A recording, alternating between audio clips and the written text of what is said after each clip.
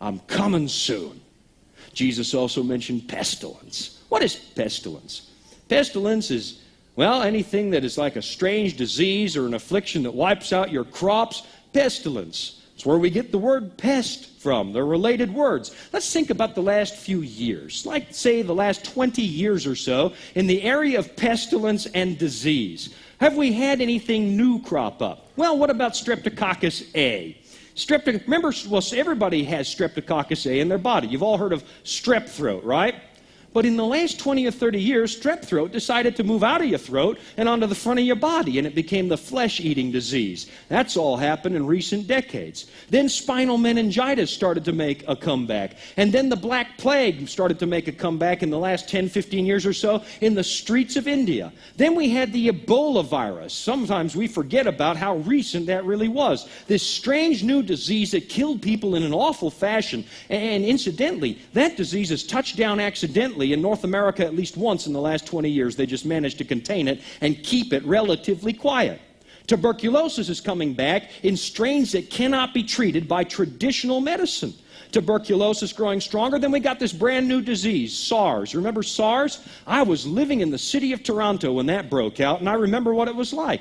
Everywhere we went, we had to wear masks in the hospitals and so on. I would go and visit people in the hospital. They would scrub us down, make us wear a mask, and when we went to the airport, they actually had a thermal imaging unit before you boarded your plane to tell whether or not you had a fever. So if you had a fever, they could pull you out of line and keep you away from the general population. SARS, another brand new disease.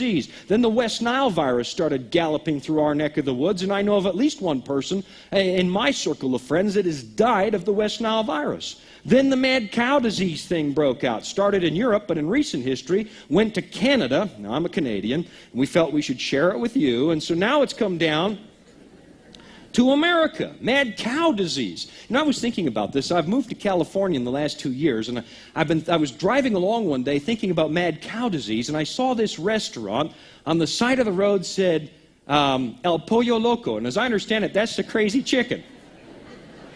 El Pollo Loco. Aren't they glad they didn't call it the crazy cow, because that just wouldn't sell. Mad cow disease, that's another new one. And now what is that thing that's brewing over in Asia? Bird flu. You know that the big flu back in 1918 had a 5% death rate? 5%, and it wiped out people. They called it a huge, devastating problem. The bird flu, should it finish making the leap to human, has a death rate of 50%, 10 times that of the flu in 1918. Watch out, said Jesus. When you see pestilence, then you know hospital deaths due to infection from drug-resistant bacteria have increased 7-fold in the last 12 years alone. Watch out, said Jesus. When you see, he also mentioned earthquakes. This is really, really interesting. Earthquakes. You know, a lot of people have talked about earthquakes and they've tried to measure them, and everybody uses a different yardstick or criteria to measure earthquakes. I went up into the library at the University of Victoria, and I thought, I'm going to go and check out some seismology books and check this out myself. Now, I'm going to admit that you get slightly different results depending on which criteria you use for what you consider a serious earthquake. But I did notice something. No matter what yardstick you used, the general pattern was exactly the same. So let me show you the general pattern I got as I tested for earthquakes that I would consider very major, shook cities and demolished buildings and killed people. The real biggies, say like 7.0 and up. I mean the big stuff. I did a little study. In the first 300 years after Jesus Christ, we had one such earthquake. Then from 300 to 500, we had two. From 500 to 800, we had one. From 800 to 1000 AD, we had three. From 1000 to 1100, we had two. And it goes on like that, pretty much the same. The 1100s were two. Then when we get into the 1300s, we had one. The 1400s, we had one. The 1500s, we had two. Then something interesting started to happen. In the 1600s, it went up to 7 in 1 century. Now that's a little bit of a spike, and you wonder if that's going to continue. In the 1700s, it nearly doubled and became 13. In the 1800s, it doubled and became 26. And in the 1900s, I stopped counting by about 1988 because I'd already hit better than 130. 130.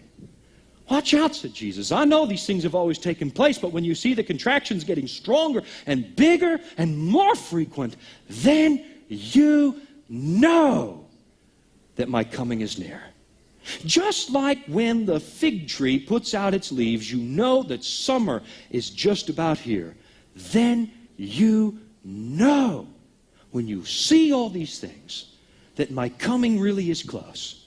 Last night we looked at that statue in Daniel chapter 2, the head of gold, the chest and arms of silver, the belly and thighs of brass, the legs of iron, the feet part of iron and part of clay. We saw that everything in that prophecy was fulfilled to a T. Babylon, Medo-Persia, Greece, Rome, the divided Western Roman Empire, and that's where we find ourselves tonight. Last night we saw that the Bible says that in the days of these kings, the days when Europe would still exist, those same tribes would, as they came down through time, would still exist. A stone hits the statue, the Son of Man comes again, Jesus really does come again. That prophecy wasn't wrong in one detail. There's only one thing left to go. That's the second coming of Jesus, and it won't be wrong about that either. Then Jesus says, if you really want to know how close you are, watch the sorrows. Watch the birth pains and the contractions. Watch these things. Watch the earthquakes. Let's talk about that a little bit more. The tsunami earthquake. This was very recent history. It was 9.3 on the Richter scale. This was the first earthquake to be felt by every seismological device on the face of the planet. It is the longest earthquake in recorded history, 10 minutes long, and it created the biggest gash in the seabed ever observed, 800 miles long. You know, there have been 1,096 tsunamis of varying sizes and strengths since 1900, but the 2004 tsunami caused more devastation than all the 1,905 previous ones all put together. Watch out, said Jesus. It's really going to happen.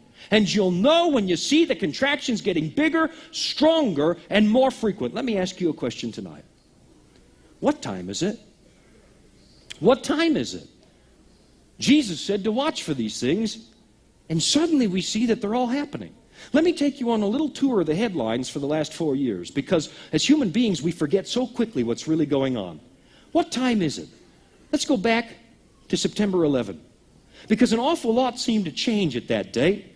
Our whole world seemed to pivot. Some people have asked me, do you think that September 11 is anywhere in Bible prophecy? I haven't found it mentioned by name at all. But I have noticed that it seemed to be kind of a turning point in history where a lot of things started to come unglued. The World Trade Center collapsed at September 11th, 2001. You all remember that day. You'll never forget it. I was upstairs in the bedroom. I was shaving. I was running late for work. And out of the corner of one ear, I guess you don't look at it. You look out of the corner of your eye.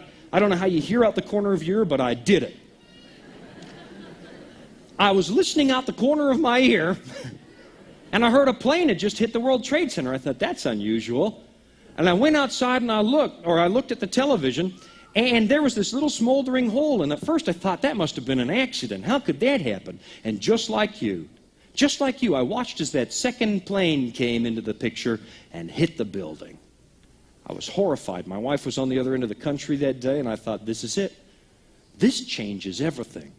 And something really did change. Let's look at the headlines. I've gathered the covers of Time magazine and so on for you to just think about over the last 4 years or so. On the heels of September 11th, somebody started sending anthrax in the mail. Do you remember that? Starting mailing anthrax. Now we've got pestilence, not going from person to person. We've got pestilence being delivered by the U.S. postal system.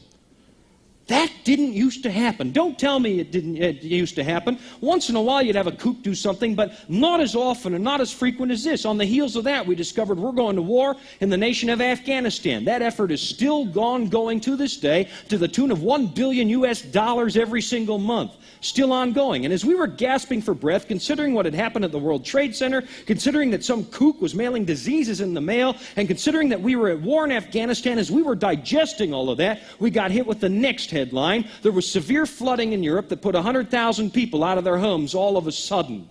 All of a sudden, brand new, strange weather patterns that didn't used to happen. Then we heard about the nuclear threat in North Korea that was brewing. And as we were thinking about how awful that was, that's when somebody took a rifle and started shooting people for fun in the Beltway area in Washington, D.C. Now, don't tell me this kind of stuff used to happen this frequently and this awfully. It didn't. Yeah, when I was a kid, I grew up in northern British Columbia. Once in a while, somebody would shoot somebody by accident. And I understand that happened recently again.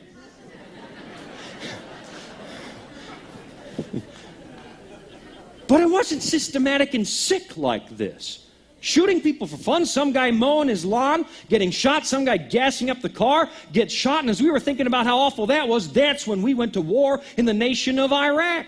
That war's still ongoing, $4 billion a month. And as soon as we'd gone to war in Iraq, that's when SARS hit. That's when SARS hit Asia, hit my hometown at the time of Toronto. I remember how awful that